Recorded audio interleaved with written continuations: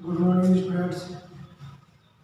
मैं Rakesh Kumar Yadav DPS YouTube channel पर आपका स्वागत है। प्रिय विद्यार्थियों, अपन कारक में प्रथमा और द्वितीय दोनों विभक्ति पढ़ रहे हैं। इसके बाद विभक्ति आएगी तृतीया करण कारक। करण कारक इस सूत्र का लक्षण है साधकतम करण। करण कारक है, इसका लक्षण है साधकतम करण। साधकतम करण क्या कहता है कि क्रिया की सिद्धि में जो अत्यंत सहायक हो, क्रिया की सिद्धि में जो अत्यंत सहायक हो उसकी करण संज्ञा होती है। साधकतम करण ये कह रहा है कि क्रिया की सिद्धि में जो अत्यंत सहायक हो उसकी करण संज्ञा होती है। इसके बाद ये सूत्र तो कर दिया करण संज्ञा। करण संज्ञा करने के बाद एक सूत्र आया कर्तरीकरणयोः तृतीया। कौन सा सूत्र है? कर्तरीकरणयोः तृतीया। ये क्या कहता है कि अनुक्त कर्ता और अनुक्त करण, अनुक्त कर्ता और अनुक्त करण दोनों के अंदर तृतीया विभक्ति होती है। ये कर्तरीकरणयोः तृतीया क्या कह रहा है? अनुक्त कर्ता और अनुक्त करण में तृतीया विभक्ति होती है। साधकतम करण क्या कहा कि क्रिया की सिद्धि में जो अत्यंत सहायक हो उसकी करण संज्ञा हो। और कर्तरीकरणयोः तृतीया क्या कहा कि अनुक्त कर्ता और अनुक्त करण दोनों में कौन सी विभक्ति हो? तृतीया विभक्ति हो। उदाहरण अपने पास है रामेण बाणेन हतो बाली। रामेण बाणेन हतो बाली। देखो रामेण बाणेन हतो बाली, इसमें बाण क्या है? बाण तो करण है।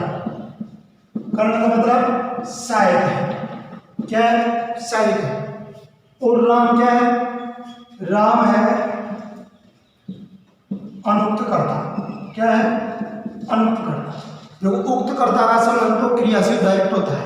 उक्त कर्ता का संबंध तो क्रिया से होता है। तो ये राम तो क्या हो गया? अनुक्त कर्ता। और बाण क्या हो गया? सहायक। देखो राम बाण के द्वारा बाली को मारा। तो मारा किससे? बाण से मारा। तो काम क्रिया क्या है? मारना। उसकी सिद्धि किससे हो रही है? सफलता कहाँ से मिल रही है अपने को? बाण से। तो बाण क्या हो गया? सहायक हो गया। और जो सहायक होता है वो क्या होता है? करण होता है। तो इसलिए ये तो क्या हो गया? करण। और राम क्या हो गया? अनुक्त कर्ता। तो अपना सूत्र क्या कह रहा था? कर्तरीकरणयोः तृतीया क्या कह रहा था कि अनुक्त कर्ता और करण दोनों में तृतीया विभक्ति होती है। तो ये रामेण और बाणेण दोनों में कौन सी विभक्ति कर देगा? तृतीया। अब तृतीया विभक्ति कर दिया तो बाणेण बन गया, इधर रामेण बन गया। ध्यान दो, बाणेण के अगर अंडरलाइन आता है, बाणेण शब्द के अगर अंडरलाइन आता है और अपने से पूछता है विभक्ति और कारण को, तो अपन क्या लिखेंगे? अत्यंत सहायक पदस्य योगे। अगर रामेण के अंडरलाइन आता है तो क्या लिखेंगे? कारण अनुक्त कर्ता योगे। क्या लिखेंगे? अनुक्त कर्ता योग। इतना हो गया। इसके बाद अगला उदाहरण है सकलमेन लिखती। सकलमेन लिखती। कलमेन के अंडरलाइन आएगा। कलमेन के अंडरलाइन आएगा। अपने से कहेगा विभक्ति और कारण लिखो। देखो वह कर्ता, लिखती क्रिया। लिखता किससे है? कलम से लिखता है। तो सहायक कौन हुआ? कलम। तो अपन ने पढ़ा है कि जो अत्यंत सहायक है उसकी क्या होती है? करण संज्ञा होती है। तो कलम की क्या हो जाएगी? करण संज्ञा। और कर्तरीकरणयोः तृतीया से क्या हो जाएगी? तृतीया विभक्ति। तो कलमेन में विभक्ति कौन सी बताएंगे? तृतीया बताएंगे। कौन सी बताएंगे? तृतीया। तो विभक्ति तृतीया। कारण क्या लिखेंगे? अत्यंत सहायक पदस्य योगे कलम शब्द तृतीया भवति। अत्यंत सहायक पदस्य योगे कलम शब्द तृतीया विभक्ति भवति। तो कर्म शब्द में कौन सी विभक्ति होगी? तृतीया। ऐसा ही दूसरा उदाहरण है, सुरेंद्र पादाभ्याम चलती, सुरेंद्र पादाभ्याम चलती, सुरेंद्र पैरों से चलता है, सुरेंद्र पैरों से चलता है, तो पादाभ्याम इसके अंडरलाइन आएगा। तो पादाभ्याम क्या है? देखो सुरेंद्र तो गया कर्ता, चलती हो गई क्रिया, और पैर क्या हो गए? सहायक हो गए। पैर क्या हुए? सहायक। तो जो सहायक होता है उसकी कौन सी संज्ञा होती है? करण संज्ञा होती है। कौन सी संज्ञा होती है? करण संज्ञा। करण संज्ञा हुई तो करण में तृतीय विभक्ति हो जाएगी। तो सुरेंद्र पादाभ्याम चलती, प्रश्न आएगा विभक्ति और कारण लिखो। तो विभक्ति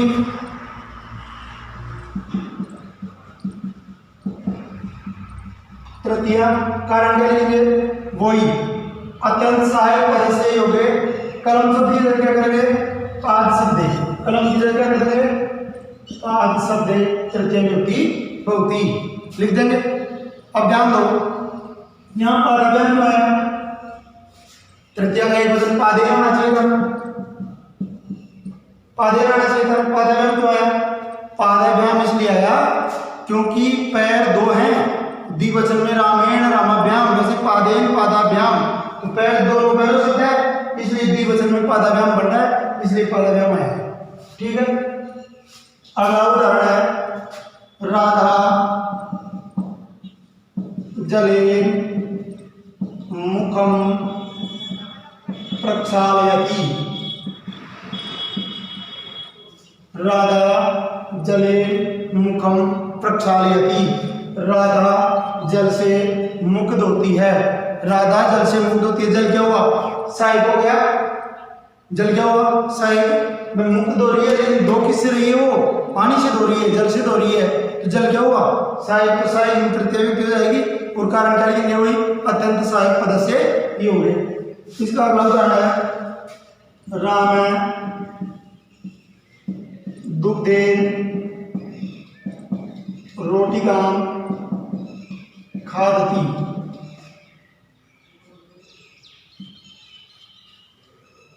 राम दूध से रोटी खाता है, राम दूध से रोटी खाता है। दुग्धेन के अंडरलाइन आएगी, आपने देखा विभक्ति, तो अपने विभक्ति वही बताएंगे तृतीय, कारण सहायक है, अत्यंत सहायक पद से हो गए, दुग्ध शब्द है तृतीय विभक्ति बहुत। इतना सही, इतना आ गया समझ।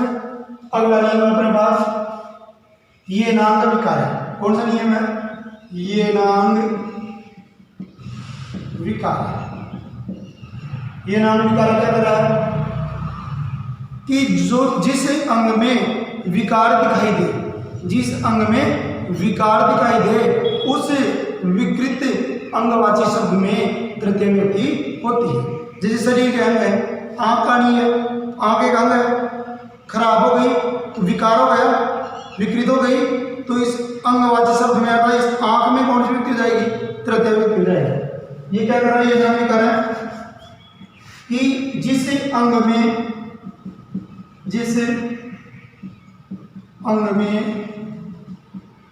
विकार दिखाई दे, उस विकृत अंगवाची शब्द में तृतीय विभक्ति होती है। विकृतवाची अंग में तृतीय विभक्ति होती है, या सूत्र के अनुसार पढ़ेंगे तो उस विकृतवाची अंग की करण संज्ञा होती है, और करण संज्ञा होगी तो वही करण में तृतीय विभक्ति हो जाएगी। यानी करण संज्ञा बताओ या तृतीय विभक्ति बताओ, बात एक ही है। कंपटीशन में अगर पढ़ेंगे तो ये करण संज्ञा ही बताना पड़ेगा, लेकिन अपने 10th क्लास और 12th क्लास के लेवल में ये है, जैसे स नेत्रेण काणे, स नेत्रेण काणे, नेत्रेण विभक्ति तृतीया, नेत्रेण यानी आंख से, काणे यानी काणा विभक्ति तृतीया, कारण क्या लेंगे? विकृत अंगवाची शब्द से योग्य, कारण क्या लेंगे? विभक्ति तृतीया पति, कारण लिखेंगे विकृत अंगवाची शब्द से योगे। सही। इसकी जगह अक्षराणाम ये भी आ सकता है, ये उदाहरण भी इसी का है, अक्षराणाम भी इसी का उदाहरण है। अक्षरा भी अंडरलाइन आएगा। और अपने को जब विभक्ति कौन सी है, तो अक्षरा में वही तृतीय विभक्ति बताएंगे शब्द। देखो यहाँ तो नेत्र शब्द में तृतीय हुई है, यहाँ तो नेत्र शब्द में तृतीय हुई है, यहाँ अक्ष शब्द में बताना। कैसे बताएंगे, अक्ष शब्द में तृतीय विभक्ति बताना। और जैसे राम है, पादे, खंजर, ये उदाहरण है।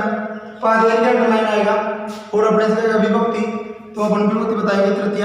कारण को, तो कारण में भी क्या बताना पड़ेगा अपने को, वही विकृत अनुवादी शब्द से योगे, पाद शब्द तृतीय विभक्ति बहुती। यहाँ तक लिख देंगे। तीसरा उदाहरण है राधा कर्णाभ्याम बधिर।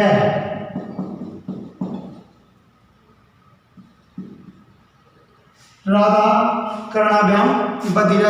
राधा कानों से बहरी है। कर्णाभ्याम क्या अंडरलाइन है। अपने जगह विभक्ति कौन सी है, तो विभक्ति बताएंगे अपन तृतीय।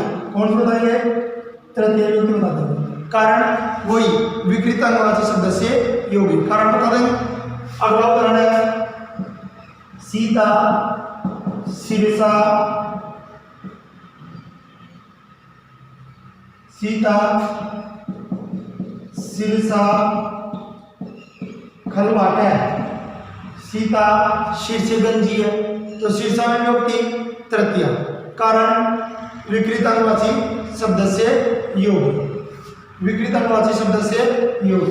अगला उदाहरण है श्याम है, प्रस्टेन या प्रस्टेन और प्रस्टेन उपजा, प्रस्टेन उपजा। तो पीठ से कुबड़ा है, पीठ अंग है, तो अंगवाची शब्द में तृतीय विभक्ति हो जाएगी, वही विभक्ति तृतीय। कारण डालेंगे विकृत अंगवाची शब्द से योग। याद तक समझ में आ गया, ठीक, ओके। अगला अपना नियम है सयुक्त प्रधान। अगला नियम पूछा है सयुक्त प्रधान। ये क्या कहता है, सह साकम साधम समम। सह साकम साधम समम। सह साकम साधम समम, इनका अर्थ होता है साथ। इन शब्दों के योग में हमेशा तृतीय विभक्ति होती है। संयुक्त प्रधान क्या कर रहा है कि सह साकम साधम समम, इन शब्दों के योग में तृतीय विभक्ति होती है, लेकिन होती कहाँ है, अप्रधानकर्ता में। कहाँ होती है, अप्रधानकर्ता के अंदर तृतीय विभक्ति होती है। इसका उदाहरण है जैसे पिता,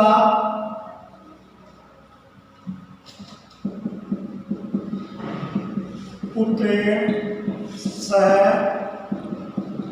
आगत है। पिता पुत्रेण सह आगत है। पिता पुत्र के साथ आया, तो पुत्रेण की अंडरलाइन आएगी। ध्यान दो, पहले तो अपने प्रश्न सिलेबस के अनुसार पुत्रेण की अंडरलाइन आएगी। अपने से कहेगा विभक्ति, तो विभक्ति बताएंगे अपन तृतीय। कौन सी बताएंगे, विभक्ति तृतीय। कारण लिखो, कारण क्या बताइए, सह पद से योगे, क्या बताइए, सह पद से योगे पुत्र शब्द तृतीय विभक्ति बहुती। सहपद के योग में पुत्र शब्द के अंदर तृतीय विभक्ति हो गई। नॉर्मल तरीके से अगर संस्कृत अनुवाद भी आपको बनाना है और वैसे भी देखना है तो के साथ शब्द आने का आवाज है। जैसे हिंदी में अपना इसका लिखेंगे पिता पुत्र के साथ आया। के साथ पुत्र शब्द से जुड़ा हुआ है, के साथ, तो के साथ जिस शब्द से जुड़ा हुआ है उसमें तृतीय विभक्ति होगी। तो ये के साथ शब्द है, ये किससे जुड़ा हुआ है, पुत्र से जुड़ा हुआ है, तो पुत्र के अंदर कौन सी विभक्ति होगी, तृतीय विभक्ति होगी। अप्रधान कैसे, मैंने पहले एक बात बताया था कि उक्त कारक में प्रथम विभक्ति होती है और उक्त कारक का संबंध किससे होता है, क्रिया से होता है। जैसे पिता पुत्र के साथ आया, आया ये क्या है, क्रिया है। तो इसका संबंध किससे है, पिता से। किससे है, पिता से। तो इसका संबंध पिता से, ये क्या हो गया,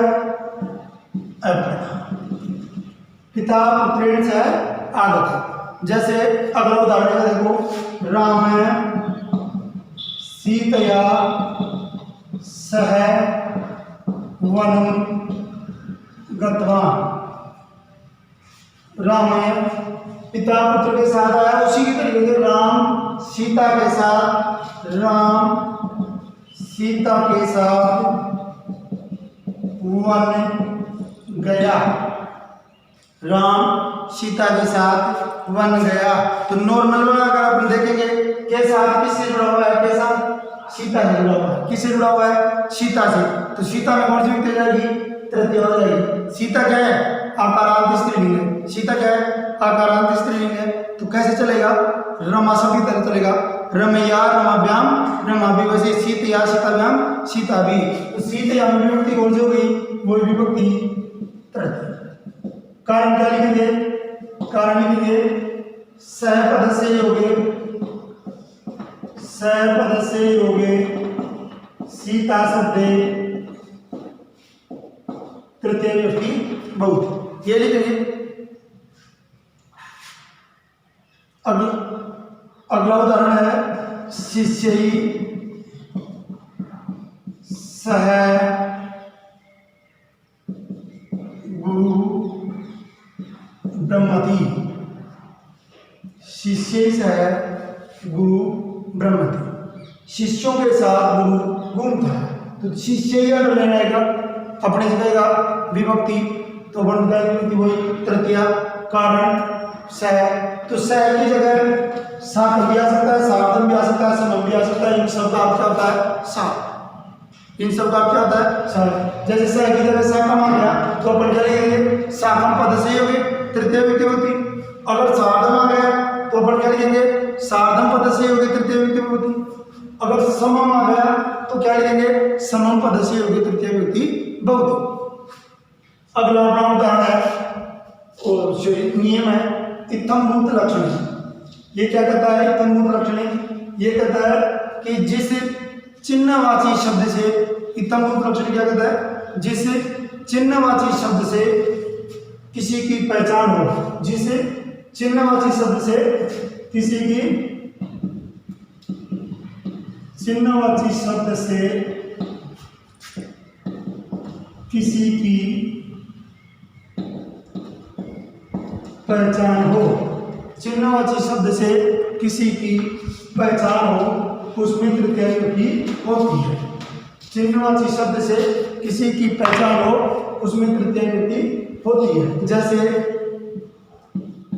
जटाभि तापसः, उदाहरण क्या है, जटाभि तापसः, जटाओं से तपस्वी लगता है, जटाओं से तपस्वी लगता है। तो जटाभि, इसके अंडरलाइन आएगा, अपने से कहेगा विभक्ति, तो अपने क्या बतानी है, तृतीय। विभक्ति कौन सी बताइए, तृतीय। कारण, कारण क्या लिखिए, वही चिन्हवाची शब्द से योग या लक्षणवाची शब्द से योग। चिन्ह की जगह पर लक्षण भी लिख सकते हैं, यहाँ लक्षणवाची शब्द से योग। तो ये कारण लिखिए, लक्षणवाची शब्द से योगे जटा शब्दे तृतीया भवति। लिख दें। अब जटा भी क्यों आया, क्योंकि जटा एक नहीं बहुवचन है, और जटा के अंदर में क्या आएगा, आकारांत हो गई। स्त्रीलिंग में रमा है, रमया रमाभ्याम रमाभि। वैसे ही जटया जटाभ्याम जटाभि। तो तृतीय विभक्ति होगी लक्षणवाची शब्द या चिन्हवाची शब्द से योगी। चिन्हवाची भी लिख सकते हैं अपन। दूसरा उदाहरण है, पुस्तकई छात्र प्रतीयते।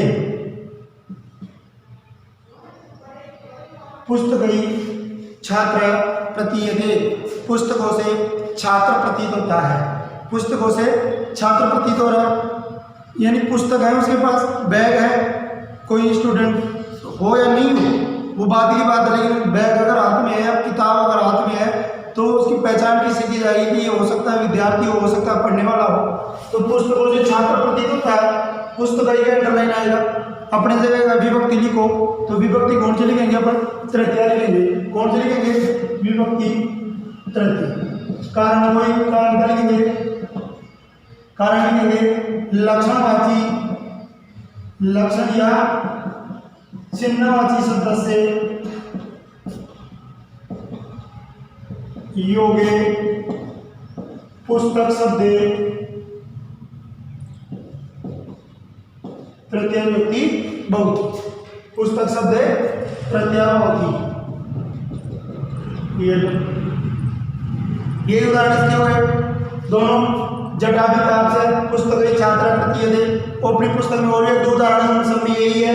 चिन्ह कारण तो हो जाएगा लक्षणवाची या चिन्हवाची शब्द के योग में विभक्ति तृतीय हो जाएगी और लिखने का तरीका होगा तृतीय विभक्ति बराबर तृतीय और कारण ये लिख देंगे। अगला व्याकरण हेतु। हेतु कह रहा है कि हेतुवाची शब्द में, हेतुवाची शब्द में तृतीय व्यक्ति होती है। हेतु का अर्थ होता है कारण, यानी कारणवाची शब्द में तृतीय व्यक्ति होती है। हेतुवाची, हेतुवाची शब्द में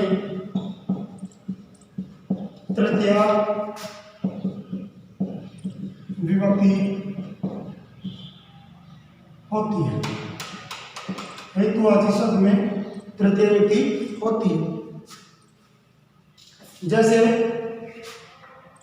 उदाहरण है अध्ययन वसति, अध्ययन वसति, अध्ययन के कारण रहता है। तो हेतु का अर्थ क्या हो गया? कारण। अध्ययन वसति, अध्ययन के कारण रहता है। तो हेतुवाची शब्द में कौन सी व्यक्ति होती है? तृतीय व्यक्ति होगी। अपने से पूछेगा अध्ययन, इसमें कौन सी व्यक्ति है? तो अपन बताएंगे विभक्ति बराबर तृतीय विभक्ति कौन सा बताएंगे? तृतीय। कारण लिखो तो कारण क्या लिखेंगे? हेतुवाची शब्द से योगे कौन से शब्द में? अध्ययन शब्द, अध्ययन शब्द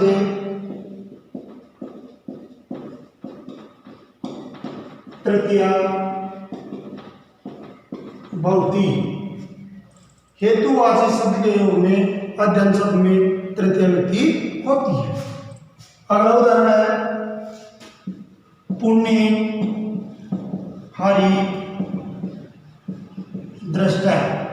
देखो इसमें क्या था? अध्ययन का कारण क्या था? अध्ययन का कारण क्या था? अध्ययन का कारण क्या था? ओ सॉरी, वसने का कारण, रहने का कारण क्या था? रहने का कारण अध्ययन था। रहने का कारण क्या था? अध्ययन था। इसमें देखो पुण्य के कारण दिखाई देता है। पुण्य के कारण, पुण्य के कारण हरि दिखाई देता है। पुण्य के कारण हरि दिखाई दे रहा है। तो हरि दिखाई देने का कारण क्या है? पुण्य है। तो कारणवाची शब्द में कौन सी व्यक्ति हो जाएगी? तृतीय व्यक्ति हो जाएगी। तो पुण्य में कौन सी व्यक्ति कर देंगे? तृतीय व्यक्ति कर देंगे। कारण क्या लिखेंगे? वही क्या लिखेंगे? हेतुवाची शब्द से योग। कारण हेतुवाची शब्द से योग लिख देंगे। अध्ययन की जगह कौन सा शब्द लिख देंगे? पुण्य शब्द लिख देंगे। अध्ययन कारण कौन सा लिखेंगे? पुण्य, पुण्य शब्द। एक उदाहरण से दंडेन बैठा है, दंडेन बैठा है। गड़े का कारण क्या है? डंडा।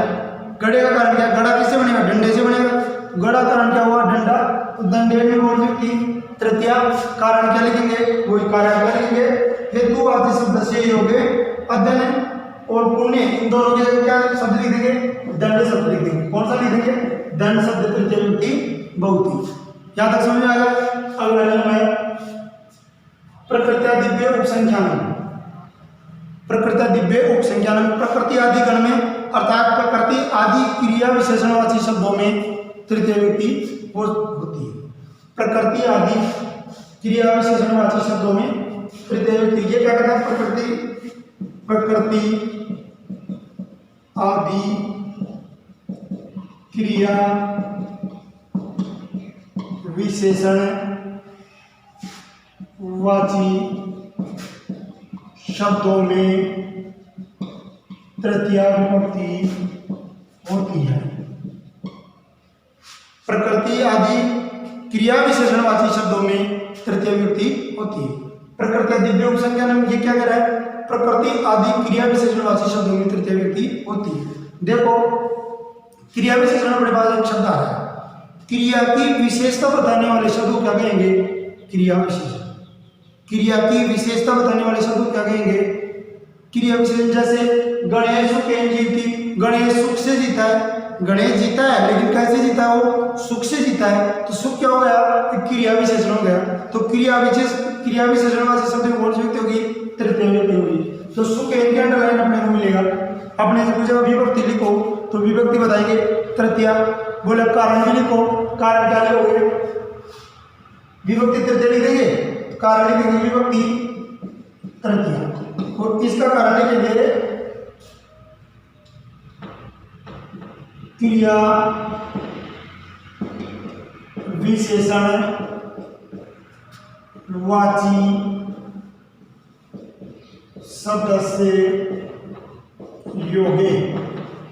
क्रिया विशेषणवाची शब्द से योगे।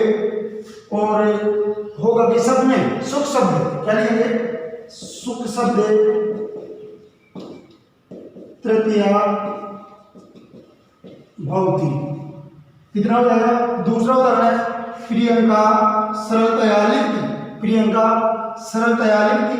प्रियंका सरलता से लिखती है। प्रियंका सरलता से लिखती है। तो सरलता क्या है? उसकी विशेषता है। सरलता क्या है? विशेषता है। क्रिया विशेषण हो गया तो सरलता या कौन सी विभक्ति बताएंगे?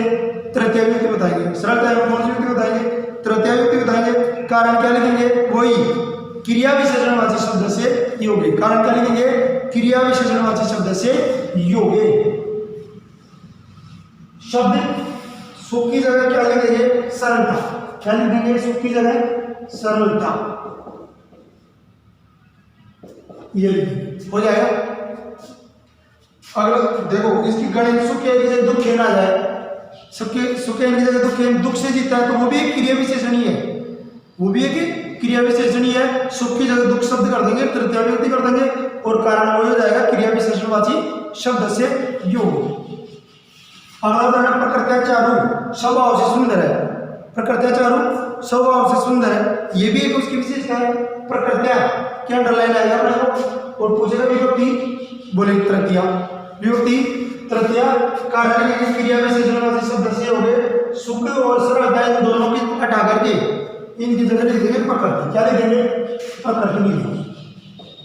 हो गया।